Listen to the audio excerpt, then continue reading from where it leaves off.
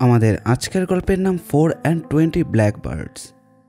গল্পটি নেওয়া হয়েছে আগাথা ক্রিস্টির লেখা ডিটেকটিভ পোয়ারো থেকে।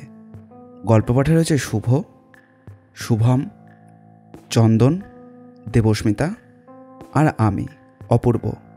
পোস্টার ডিজাইন করেছে এসকে তিলার। গল্পটি মন দিয়ে শুনুন। তবে হ্যাঁ, আমাদের চ্যানেলটিকে সাবস্ক্রাইব না করে থাকলে অবশ্যই করবেন। এই রকম গোয়েন্দা গল্প ও অ্যাডভেঞ্চার গল্প আমরা প্রায়ই নিয়ে আসি। তাহলে আর বেশি দেরি না করে চলুন শুরু করা যাক। চেলসির কিংস রোডে গ্যালান্ট এন্ডেভার, সেখানে বন্ধু হেনরি বনিংটনের সঙ্গে ভোজ ছাড়ছিল এরকুল পোয়ারো। ভালো লাগে এখানকার খাবার, সাধারণ এবং ইংলিশ খানা বলে। সহানুভূতিশীল ওয়েট্রেস মলি পুরনো বন্ধু হিসাবে অভিবাদন জানালো মিস্টার বেনিংটনকে। সুপ্রভাত স্যার। কোনার টেবিলে তারা দুজন আসন গ্রহণ করতেই সে বলল, আপনার আজ সৌভাগ্যের দিন। আজ চেস্টনাট সহ টার্কির আয়োজন হয়েছে এখানে। ওটা তো আপনার ভীষণ প্রিয়, তাই না?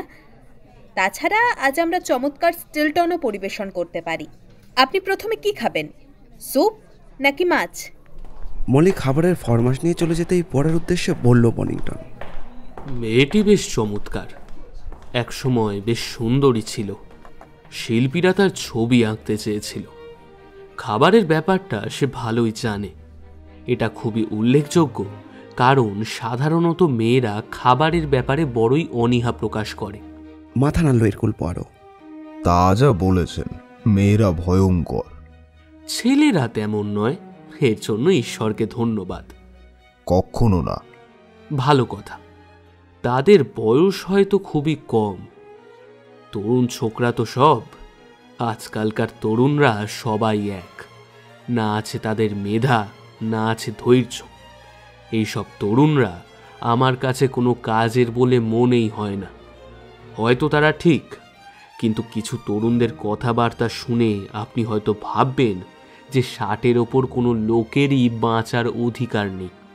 তারা যে পথে চলেছে আপনি অবাক হবেন, কারণ তারা তাদের বয়োজ্যেষ্ঠদের সঙ্গে কোনো সম্পর্কই বুঝি রাখতে চায় না। তা সম্ভব। আজকাল তারা ওই রকমই ব্যবহার করে থাকে। আপনাকে বলতেই হচ্ছে, আপনার মনটা চমৎকার মিস্টার পোয়ারো। এখনকার পুলিশদের সব ধরনের কাজকর্মের মধ্যেই আপনার স্পর্শ অনুভব করা যায়। তাহলে 60 বছরের ওপরে কোনো লোকের দুর্ঘটনাজনিত মৃত্যু কেস আমার কাছে বেশ আকর্ষণীয় বলেই মনে হবে। আমি আপনাকে আশ্বাস দিতে পারি, আপনার মনে কৌতূহল জাগতে পারে। আপনার এই ধরনের কথা শুনে অসুবিধাটা কি জানেন তো মিস্টার পোয়ারো?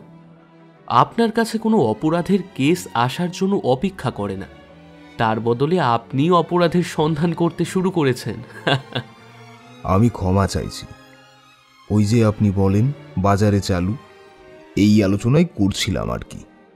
যাই হোক, এখন আপনার নিজের সম্পর্কে কিছু বলুন। পৃথিবী আপনার কাছে কেমন মনে হচ্ছে? ব্যাপারটা পুরোটাই তালগোল পাকিয়ে যাচ্ছে।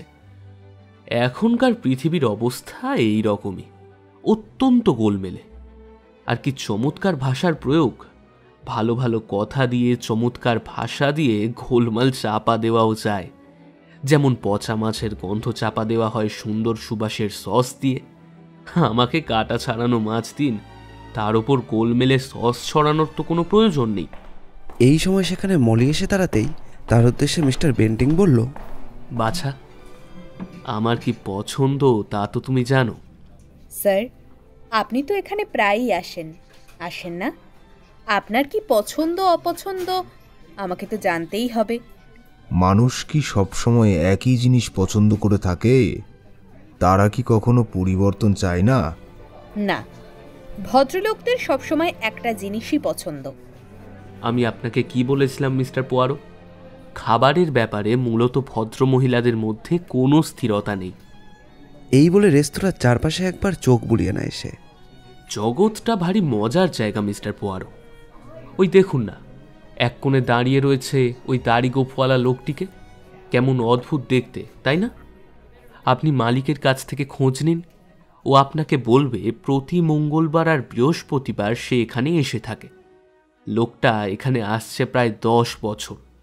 সে কতকটা ল্যান্ডমার্কের মতো। তবে এখানে কেউ জানে না যে লোকটার নামই বা কি আর সে কোথায় বা থাকে, অথবা তার এখনকার গতিবিধি বা কি। আপনি যখন এ ব্যাপারে চিন্তা করতে বসবেন তখন আপনি বুঝবেন যে ব্যাপারটা কিরকম অদ্ভুত। মলি খাবারের প্লেট হাতে নিয়ে এলে সে বলে, দেখেছি, এখনো ওই বৃদ্ধ লোকটা ওখানে এসেই বসে। তা ঠিক স্যার, মঙ্গলবার আর বৃহস্পতিবার হলো ওর দিন, তবে গত সোমবার উনি হঠাৎ এখানে এসে হাজির হন। এতে আমি দারুণ ঘাবড়ে যাই। প্রথমে আমার মনে হয় আমি বোধহয় বারের হিসেব ভুলে গেছি, আর আমার অজ্ঞাতে মঙ্গলবার এসে হাজির, কিন্তু পরদিন রাতেও সে আবার আসে। এর থেকেই বলা যায় যে সোমবার এখানে আসাটা ওর কাছে বাড়তি। রোজকার অভ্যাস থেকে বিচ্যুত, ভারী মজার ব্যাপার তো, বিড়বিড় করে বলল পোয়ারো। আমি অবাক হচ্ছি, এর কারণ কি থাকতে পারে?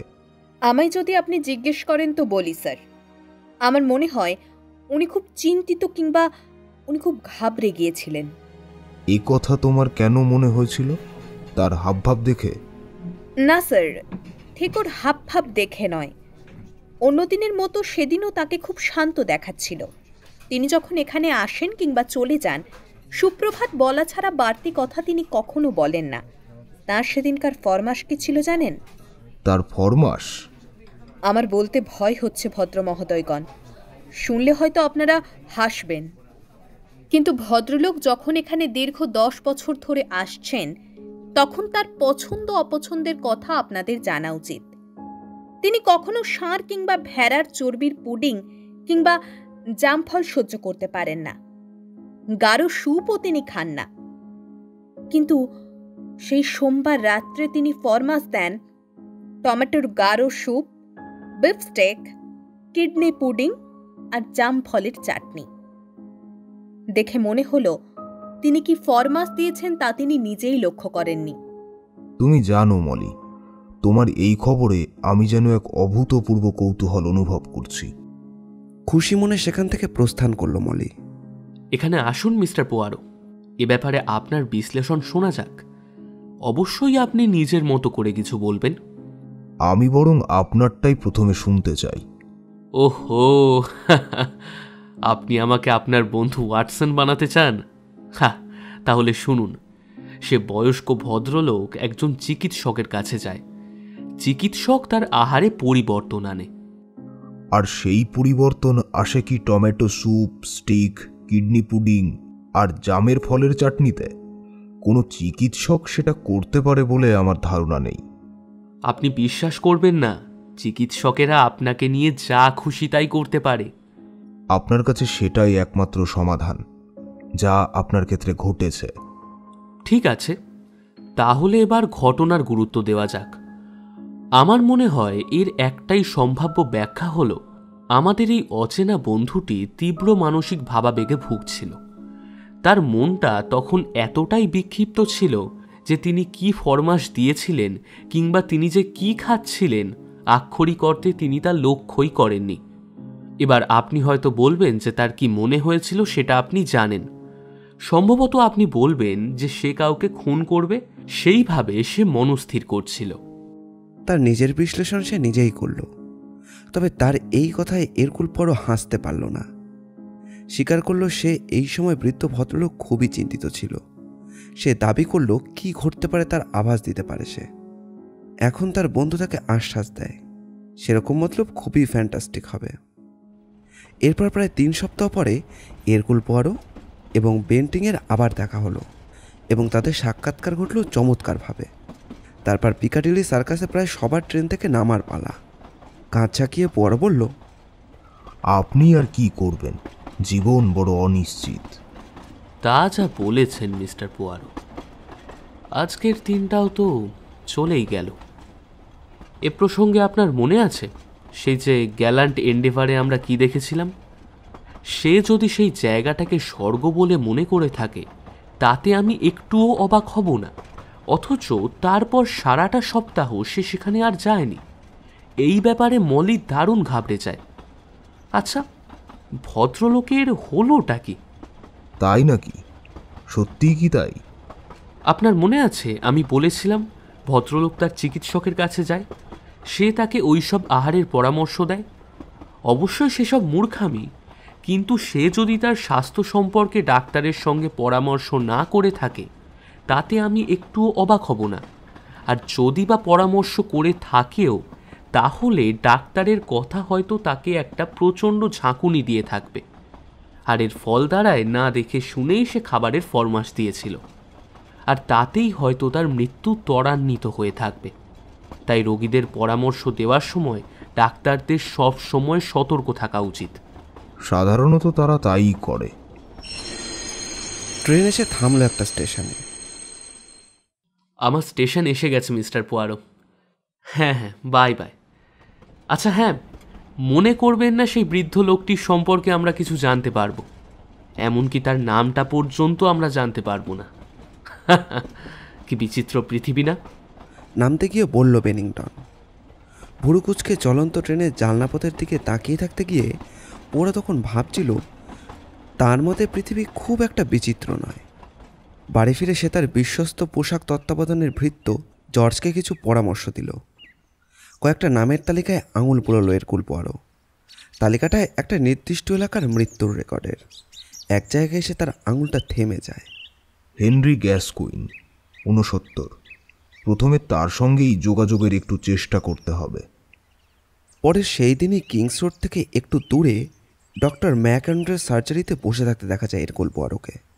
লাল চুলের দীর্ঘদেহী স্কচম্যান ম্যাকঅ্যান্ড্রু, মুখটা তার বুদ্ধিদীপ্ত। গ্যাসকাইন? হ্যাঁ ঠিক তাই, বড় খামখেয়ালি স্বভাবের বৃদ্ধ। একটা অতি পুরাতন পরিত্যক্ত বাড়িতে একা থাকতো সে। সেই বাড়িটা ভেঙে ফেলা হয়েছে আধুনিক ফ্ল্যাট বাড়ি তৈরি করার জন্য। আগে কখনো তাকে আমি দেখিনি, তো পরে তাকে আমি দেখেছি। আর এও জানি কে সে। ডেয়ারি লোকেদেরই প্রথম নজর পড়ে। তার ঘরের বাইরে দুধের বোতল জমে যায়। সবশেষে পাশের ঘরের লোকেরা পুলিশে খবর দেয়। পুলিশ এসে দরজা ভাঙে এবং তাকে দেখতে পায়। সিঁড়ি থেকে পড়ে গিয়ে তার ঘাড় ভেঙে যায়। অথচ ভদ্রলোক সদা সতর্ক থাকতো। তখন তার পরনে ছিল একটা পুরনো ড্রেসিং গ্রাউন্ড। তাই বুঝি? এ তো খুবই সহজ কেস, একটা দুর্ঘটনা মাত্র। ঠিক তাই। তার কোনো আত্মীয় ছিল? হ্যাঁ, তার এক ভাগ্নে ছিল। মাসে একবার করে সে তার মামাকে দেখতে আসতো। লরিমার, তার নাম জর্জ লরিমার। সে নিজেও একজন চিকিৎসক, থাকে উইম্বেলডনে। এই সদা সতর্ক ব্যক্তির মৃত্যুতে সে কি ঘাবড়ে গিয়েছিল? সে যে ঘাবড়ে গিয়েছিল আমার তা মনে হয় না। মানে বৃদ্ধ ভদ্রলোকের প্রতি টান থাকলেও সত্যি কথা বলতে কি তাকে সে খুব একটা ভালো জানতো না। মিস্টার গ্যাসকোইন, এর মৃত্যুর ঠিক কতক্ষণ পরে আপনি তাকে দেখেন? কম করেও 48 ঘন্টার পরে, তবে 72 ঘন্টার বেশি নয়। 6 তারিখে সকালে তার মৃতদেহ আবিষ্কৃত হয়। তার ড্রেসিং গ্রাউন্ডের পকেট থেকে একটা চিঠি পাওয়া যায়। 3 তারিখে লেখা হয় চিঠি। সেদিন বিকেলে উইম্বেলডন থেকে ডাকে পাঠানো হয়। সম্ভবত রাত 9টা করতে সেটা বিলি করা হয়ে থাকবে। তাহলে এর থেকেই বোঝা যায় যে 3 তারিখে রাত 9টা 30 মিনিটের পরে তার মৃত্যু হয়ে থাকবে। তার পেট থেকে খাওয়া খাদ্য সামগ্রী পরীক্ষা করে সেই রকমই ইঙ্গিত পাওয়া গেছে। মৃত্যুর প্রায় 2 ঘন্টা আগে সে তার আহার সারে।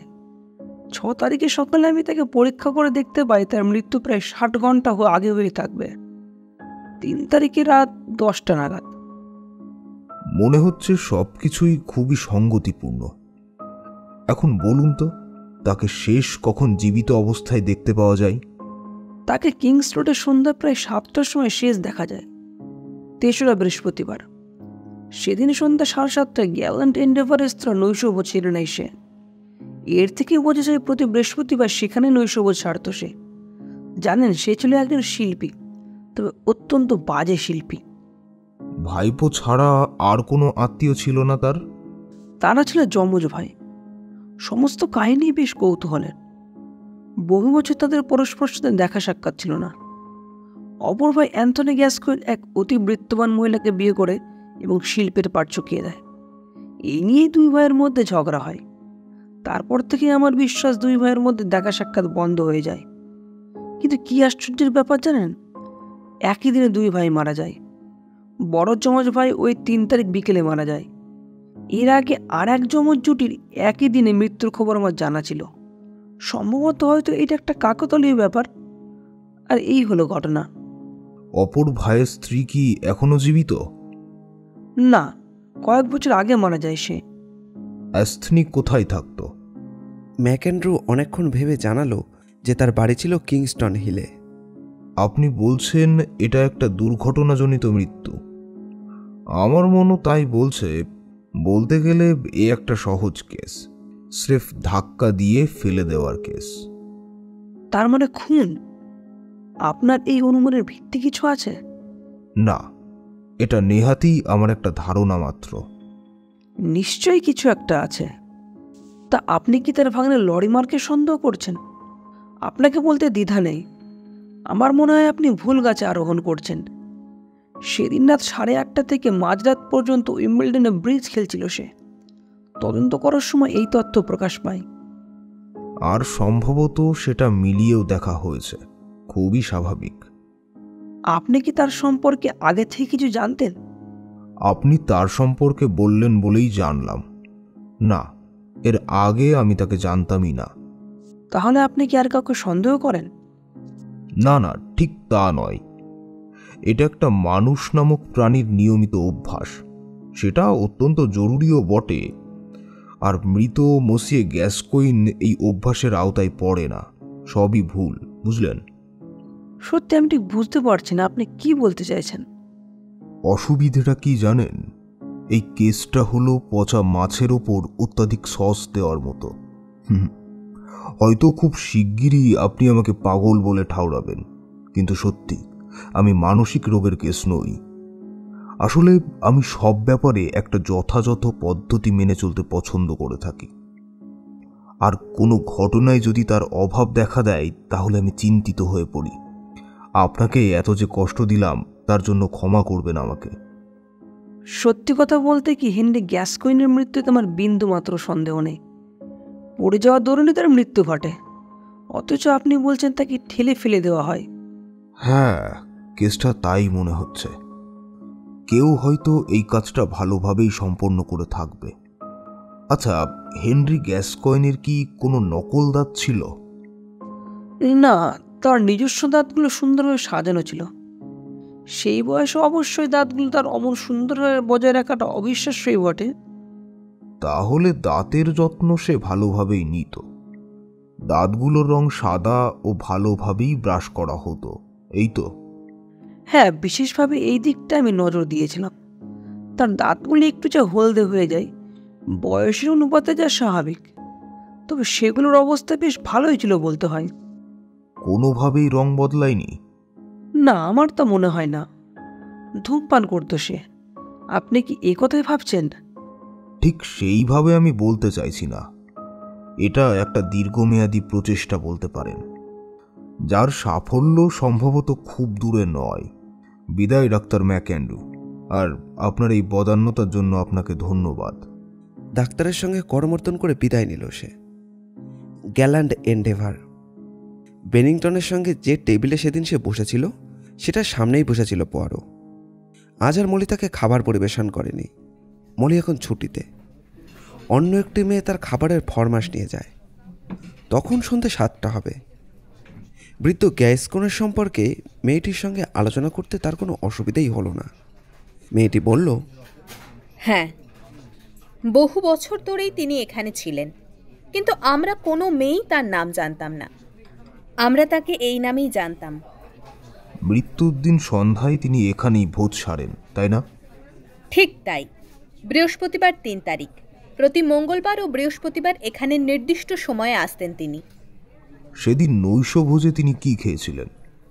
মনে হয় তুমি ঠিক মনে করে বলতে পারবে না। দাঁড়ান, একটু খেয়াল করে দেখি। হ্যাঁ, এবার মনে পড়েছে। কড়া মশলা দেওয়া স্যুপ, পুডিং, কিমা। সেটা কি মাটনের ছিল? না, আর পুডিং নয়, তার বদলে ব্ল্যাকবেরি, আপেল পাই ও চিজ। তারপর বাড়ি ফিরে যান তিনি এবং সিঁড়ি থেকে পড়ে যান। ঝোলা ড্রেসিং গাউন পরার জন্যই হয়তো সেটা তার পায়ে পায়ে জড়িয়ে যায়, আর সেটাই তার সিঁড়ি থেকে পতনের কারণ হতে পারে। তার পোশাকের ধরনই ছিল বিদঘুটে, মানধাত্তা আমলের। আমরা এখানে মজার মজার সব খরিদ্দার পেয়ে থাকি কি না?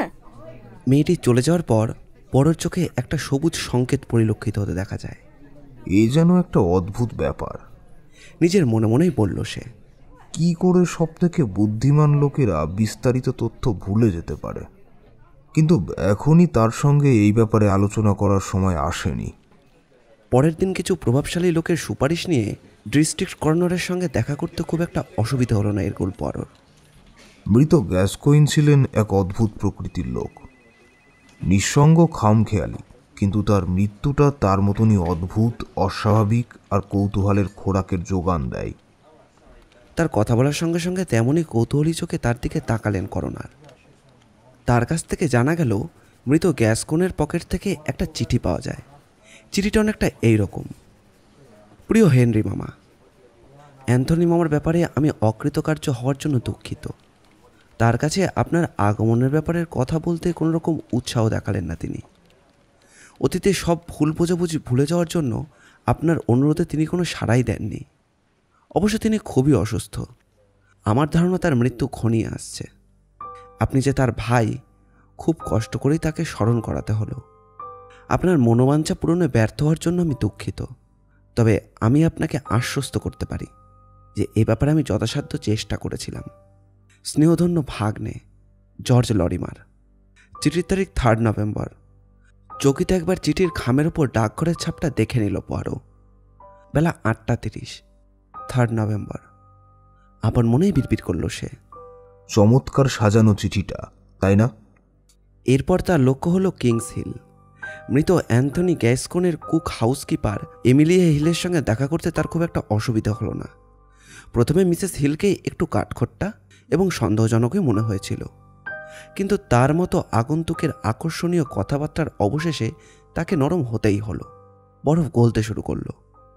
মিস এমিলিয়া হিল সহজ হতে শুরু করলো। অতঃপর গত 14 বছর ধরে সে অ্যান্থনির বাড়ির কাজকর্ম দেখাশোনা করে আসছিল, এবং সেটা খুব একটা সহজ কাজ নয়। তাকে যে ঝামেলা পোহাতে হয় অন্য কোনো মেয়ে হলে আগেই এই কাজের ইস্তফা দিয়ে চলে আসত। ভদ্রলোক তার টাকার ব্যাপারে অত্যন্ত সজাগ ছিলেন। এমিলিয়া বলে চলে, তার নিজস্ব তেমন অর্থ না থাকলেও তার ধনী স্ত্রীর জন্য প্রচুর অর্থ রেখে যান তিনি। এমিলিয়ার আশা ছিল তার কাজের স্বীকৃতি হিসেবে মিস্টার গ্যাসকোনের কাছ থেকে তিনি কিছু আর্থিক সাহায্যও সে পাবে, কিন্তু কিছুই সে পায়নি। তিনি তার পুরনো উইলের সমস্ত অর্থ তার স্ত্রীকে দিয়ে যান, আর যদি তার স্ত্রীর মৃত্যুর আগে তিনি মারা যান তাহলে সব কিছুর অর্থ সম্পত্তি পাবে তার ভাই হেনরি। বেশ কয়েক বছর আগেই সেই উইল। এটা ঠিক করা হয়নি। এমিলিয়ার অভিমত হলো এই রকম। আস্তে আস্তে মিসেস হিলের ওপর থেকে সব সন্দেহ দূর হয়ে যায় পরার মন থেকে। সত্যি তার উপর অবিচার করা হয়েছে। মিস্টার অ্যান্থনি যে টাকার ব্যাপারে ভীষণ সজাগ ছিল সেটা সবারই জানা ছিল, আর এও জানা যায় মৃত অ্যান্থনি তার ভাই হেনরির সহযোগিতা প্রত্যাখ্যান করেছিল। সম্ভবত সেসব কথা মিসেস হিল জানত। ডক্টর লরিমার তার সঙ্গে কি দেখা করতে এসেছিল? আমি জানি তার ভাইয়ের ব্যাপারে এসেছিল সে, কিন্তু আমি ভেবেছিলাম তাদের দীর্ঘদিনের ঝগড়া বিবাদ মিটমাট করতে চেয়েছিলেন তার ভাই। আমি জেনেছি মিস্টার গ্যাসকোইন তার ভাইয়ের প্রস্তাব একেবারেই প্রত্যাখ্যান করে দেন।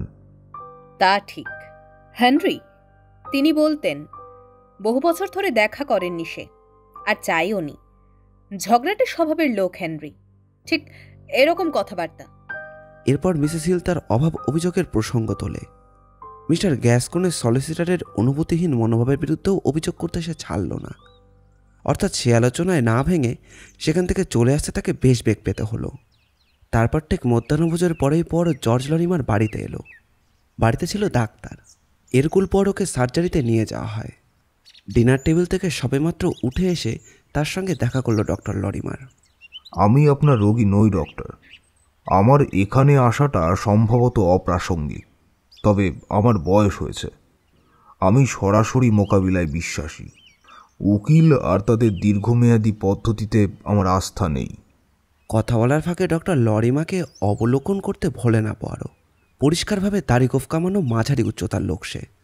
তার চুলের রং বাদামি, কিন্তু তার চোখের পাতাগুলো প্রায় সাদা।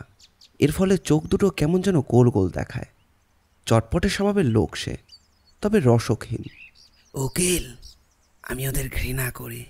আপনি আমার মনে কৌতূহল জাগিয়ে তুলেছেন স্যার। বসতে অনুরোধ করছি।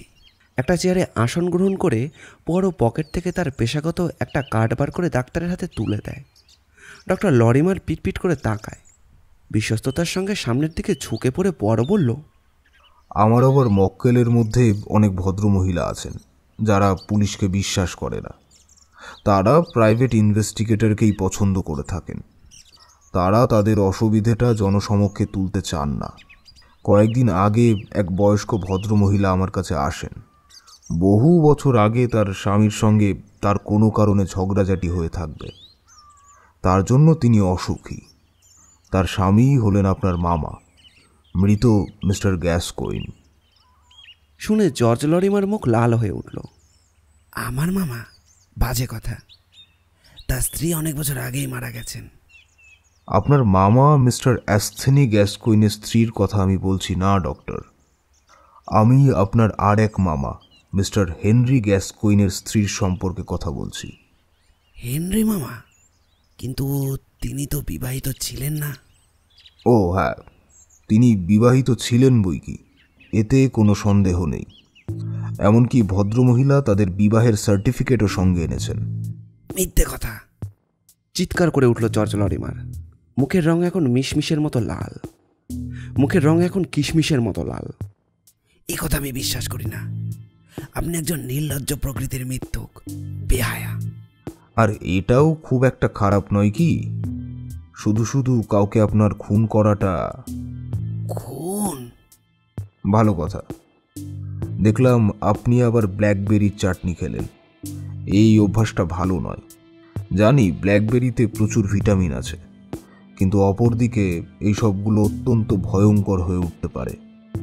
এক্ষেত্রে আমার অনুমান ডাক্তার লরিমার এই জাম জাতীয় ফলগুলো মানুষের গলায় দড়ির ফাঁস পড়াতে পারে। হ্যাঁ, আপনার গলায়। গ্যালান্ড ইনভেডার রেস্তোরাঁয় বসে আলোচনা করছিল এরকুল পোয়ারো এবং মিস্টার বেন্টিং। প্রসঙ্গ মৃত হেনরি গ্যাসকোইন। না মুসিয়ে, আপনার প্রাথমিক অনুমানই ভুল। পোয়ারো তার বন্ধুর দিকে স্থির শান্ত চোখে তাকিয়ে বলল, যে লোকটা নানানভাবে মানসিক যন্ত্রণায় ভুগছে তার পক্ষে এমন কোনো কাজ করা সম্ভব নয় যা সে আগে কখনো দেখেনি। যে লোক কোনো কারণে মানসিকভাবে বিপর্যস্ত, তার পোশাকে চাকচিক্য না থাকলেও সে অন্তত নৈশভোজে তার নিজের পায়জামাটা পরে আসবে, অন্য কারণ নয়। তারপর আরও শুনুন। আর যে লোকটা ঘন স্যুপ খায়, তার ভেড়ার চর্বির পুডিং আর ব্ল্যাকবেরি অপছন্দ করে এসেছে, ঠিক একই সঙ্গে এই তিনটে খাবারের ফরমাশ সে কি করে দিতে পারে? সেদিন আপনি বলেছিলেন কারণ সেই সময় সে অন্য কিছু চিন্তা করে থাকবে। কিন্তু আমি বলবো কি জানেন, যে লোকের মনে কোনো কিছুর ব্যাপারে চিন্তা বা উদ্বিগ্ন থাকলেও আপনা থেকেই সে তার রোজকারের অভ্যাস মতো তার পুরনো খাদ্যেরই ফরমাশ দেবে। হায় হায় হায় কপাল আমার! এরপর আমার কি ব্যাখ্যা থাকতে পারে বলুন তো মিস্টার পোয়ারো? আমার ওই এক দোষ, সহজ ব্যাখ্যাগুলো আমি কিছুতেই ঠিক বুঝতে পারি না। আপনার কথা শুনে এখন মনে হচ্ছে আমার সব অনুমানই ভুল। মিস্টার গ্যাসকোইনের নৈশভোজের ফরমাশ আমাকে ভীষণ চিন্তায় ফেলে দিয়েছে এখন। হ্যাঁ, যা বলছিলাম। তারপর আপনি আমাকে বলেছিলেন লোকটা নাকি উদাও হয়ে যায়। দীর্ঘ কয়েক বছরের মধ্যেই এই প্রথম সে মঙ্গল আর বৃহস্পতিবারে এখানে আসা বন্ধ করে দেয়। এ ব্যাপারেও আপনার ধারণাটা সম্পূর্ণ ভুল। একটা অদ্ভুত সত্য ঘটনার কথা আমার মনে উদয় হয়। আমার অনুমানটা যদি ঠিক হয়, লোকটি তখন মৃত। অপরপক্ষে বলা যায় পচা মাছ সস দিয়ে ঢেকে রাখার মতো। 3 তারিখে সন্ধে 7টার সময় তাকে কিংস রোডে দেখতে পাওয়া যায়। সেই দিনই 7:30টায় তাকে এখানে নৈশভোজ সারতে দেখা যায়, অর্থাৎ তার মৃত্যুর 2 ঘন্টা আগে। এই সবই মিলে যাচ্ছে তার পেট থেকে পাওয়া খাদ্য সামগ্রী আর চিঠির তারিখ আর সময়ের সঙ্গে। সস এতই বেশি যে আপনি মাছ আদেও দেখতে পাবেন না। অনুগত ভাগ্নে চিঠিটা লেখে। মৃত্যুর সময় সম্পর্কে সেই অনুগত ভাগ্নের পক্ষে এটা একটা চমৎকার অ্যালিবাই। মৃত্যুটা অত্যন্ত সহজ ব্যাপার। সিঁড়ি থেকে পড়ে গিয়ে মৃত্যু, নিছকই দুর্ঘটনা, নাকি পরিষ্কার একটা খুন? সবাই দুর্ঘটনার কথাটাই বিশ্বাস করে নেবে। অনুগত ভাগ্নের একমাত্র জীবিত আত্মীয়, সেই অনুগত ভাগ্নেই উত্তরাধিকার হবে। কিন্তু এ কথা হচ্ছে অন্য কথা। আর কেউ কি উত্তরাধিকারী হওয়ার আছে? কিন্তু এক ভাই আছে, আর সেই ভাইটি সময় মতো এক ধনী মহিলাকে বিয়ে করেছে। সে তাই কিংসিলে একটা বিরাট দামি বাড়িতে বাস করত। অতএব এর থেকে ধরে নেওয়া যায় যে ধনী স্ত্রী নিশ্চয়ই তার সব অর্থ তার জন্য রেখে যায়। এখন এর পরিণাম দেখুন। ধনবতী স্ত্রী তার সব অর্থ রেখে যায় অ্যাস্থেনির জন্য, অ্যাস্থেনি সেই অর্থ রেখে যায় হেনরির জন্য, আর হেনরির অর্থ পাবে জর্জ। এ যে একটা সম্পূর্ণ চেইন। এই সবই খুব ভালো একটা সূত্র, কিন্তু আপনি কি করলেন? একবার আপনি যদি জানতে পারেন, স্বভাবতই আপনি যা চান তা নাগাল পেয়ে যাবেন। নৈশভোজের 2 ঘন্টা পরে হেনরি মারা যায়। তদন্তের সময় পাওয়া এই সব তথ্য আমার কাছে খুবই গোলমেলে বলে মনে হয়েছে। কিন্তু ধরুন সেই ভোজ যদি নৈশভোজ না হয়ে মধ্যাহ্নভোজ হয়। এখন জর্জের জায়গায় নিজেকে বসান। জর্জ টাকা চায়, তার অর্থের খুব জরুরি প্রয়োজন ছিল। ওদিকে অ্যাস্থেনি গ্যাসকোইনের শিওরে মৃত্যু প্রতীক্ষা করছে। তার সব অর্থই পাচ্ছে হেনরি, আর হেনরি গ্যাসকোইন হয়তো বেশ কয়েক বছর বেঁচে থাকতে পারে। সুতরাং হেনরিকেও বাধ্য হয়েই মরতে হবে, আর যত তাড়াতাড়ি হয় ততই মঙ্গল জর্জের পক্ষে। তবে তার মৃত্যু হওয়া উচিত অ্যাস্থেনির মৃত্যুর পরে, আর জর্জের অ্যালিবাই অবশ্যই থাকা উচিত।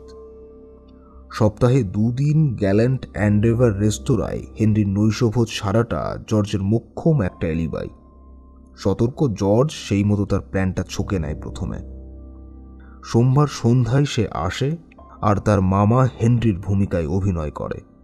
কোনো রকম ঝামেলা না বাদিয়েই ভালোই কাজটা সে সেরে নেয় সেদিন। এখানে সবাই তাকে তার মামা বলেই ধরে নেয়। সে তার প্ল্যান মাফিক কাজে সন্তুষ্ট হয়। সে তখন অপেক্ষা করতে থাকে তার অপর মামা অ্যাস্থেনির মৃত্যুর নির্দিষ্ট সময়ের জন্য। সেই সময়টা অচিরেই চলে যায়। 2রা নভেম্বর বিকেলে সে তার মামা হেনরিকে চিঠি লেখে, কিন্তু সেই চিঠিতে তারিখ দেওয়া থাকে 3রা নভেম্বর। 3রা নভেম্বর বিকেলে সে তার মামা হেনরির সঙ্গে দেখা করতে টাউনে আসে, এবং সে তার পরবর্তী প্ল্যানের রূপ দিতেই এসেছিল। হেনরি তখন সিঁড়ি দিয়ে উঠছিল। চকিতে তাকে ধাক্কা দিয়ে ফেলে দেয় সে। তারপর সে তার চিঠিটার খোঁজ করে এবং সেটা সংগ্রহ করে সে তার মামার ড্রেসিং গাউনের পকেটে চালান করে দেয়। সন্ধ্যা 7:30টায় সে যায় গ্যাল্যান্ট অ্যান্ডেভারে। মুখ ভর্তি নকল দাড়ি, গোঁফ, পুরু চোখের ভুরু সবই সম্পূর্ণ। এর থেকে ধরে নেওয়াই যায় নিঃসন্দেহে সন্ধ্যে 7:30টা পর্যন্ত হেনরি গ্যাসকোইন জীবিত ছিল। তারপর ল্যাবরেটরির জোর তৎপরতা পড়ে যায়, এবং কিছুক্ষণের মধ্যেই সে গাড়ি চালিয়ে চলে যায় উইলামটনে, যেখানে ব্রিজের আসরে যোগ দেওয়ার জন্য। এটা একটা নিখুঁত অ্যালিবাই। কিন্তু চিঠির খামের ওপর ডাকঘরের ছাপটা? ওহো, সে তো খুবই সহজ ব্যাপার। ডাকঘরের ছাপটার ওপরে একটা দাগ ছিল। কেন? ল্যাম্পের কালো ভূষকালি দিয়ে চিঠির তারিখ বদল করা হয় 2রা নভেম্বর থেকে 3রা নভেম্বর। এই বদলটা দেখার জন্য ভালো করে লক্ষ্য না করলে আপনি এই পরিবর্তনটা কখনোই দেখতে পাবেন না। আর সব শেষে ব্ল্যাকবার্ড। 420টা শ্যামা পাখির মাংসের শাঁকা পিঠা, কিংবা আপনি যদি আক্ষরিক অর্থে ব্ল্যাকবেরি বা জামফলের পুর বা চাটনি পছন্দ করেন, জর্জকে আপনার মনে হবে খুব ভালো একটা অভিনেতা সে নয়। আপনার মনে আছে ওথেলোর যে অভিনেতা সারা নাটকে গায়ে কালো রং মেখে অভিনয় করে যায়, সেই ধরনের অভিনেতার সন্ধান পাবেন এই অপরাধমূলক নাটকে। জর্জকে ঠিকই তার মামার মতনই দেখতে, তার চলন বলনও ঠিক তার মামার মতো, আর সে তার মামার মতো মুখে নকল দাড়ি আর গোঁফ লাগিয়ে নেয়। এমনকি সে তার চোখের ভুরুর রংটাও বদলে ফেলে তার মামার মতো করে। কিন্তু সে তার মামার খাদ্যাভ্যাসের কথাটা একেবারেই ভুলে যায়। সে তার নিজের পছন্দ মতোই ডিশের ফরমাস দেয় গ্যালান্ট অ্যানভেটার রেস্তোরাঁয়। জামফলের চাটনি দাঁতের রং বদল করে দেয়, কিন্তু মৃত হেনরির দাঁতের রং কিন্তু বদলায়নি। তবুও সেদিন সন্ধ্যায় হেনরি গ্যাসকোইনকে ব্ল্যাকবেরি খেতে দেখা গিয়েছিল। আবার পোস্টমর্টেম রিপোর্টে তার পেটে জামবেরির কোনো চিহ্ন খুঁজে পাওয়া যায়নি। আজ সকালে জর্জ লরিমার বাড়ি আমি গিয়েছিলাম। জর্জ এমনই বোকা যে সে তার নকল দাড়িগোঁফ আর অন্যান্য মেকআপের জিনিসপত্র তার বাড়িতেই রেখে দেয়। আপনি একবার সন্ধান শুরু করলেই প্রচুর প্রমাণ পেয়ে যাবেন। জর্জকে কথায় কথায় আজ বাচাল করে তুলি, ব্যাস এখানেই শেষ। তাকে আবার ব্ল্যাকবেরি খেতে দেখি আজ। লোভী লোক, সে তার নিজের খাবারের ব্যাপারে খুবই সতর্ক। লোভে পাপ আর পাপে মৃত্যু, একটা প্রবাদ আছে না? দেখবেন তার এই লোভটাই তাকে ফাঁসি কাটে ঠিক ঝোলাবে, অবশ্য যদি না আমি ভুল করে থাকি। ওয়েট্রেস তাদের জন্য 2 প্রস্ত ব্ল্যাকবেরি ও আপেলের চাটনি নিয়ে আসে। ওটা নিয়ে যাও, কেউ খুব বেশি সতর্ক হতে পারে না। তুমি বরং আমার জন্য ছোট্ট করে সাবুর পুডিং নিয়ে আসো। গল্পটি ভালো লাগলে অবশ্যই লাইক করবেন এবং কীরকম লাগলো সেটি কমেন্ট করে জানাবেন। আমরা আপনাদের মধ্যে থেকে একটি কমেন্ট পিন করে দেব। এই রকম গোয়েন্দা গল্প ও অ্যাডভেঞ্চার গল্প আমরা প্রায়ই নিয়ে আসি। আমাদের চ্যানেলটি ঘুরেও আসতে পারেন। আমাদের চ্যানেলটিকে সাবস্ক্রাইব করে আমাদের পাশে থাকবেন। আপনাদের ভালোবাসা একান্ত কাম্য। ধন্যবাদ।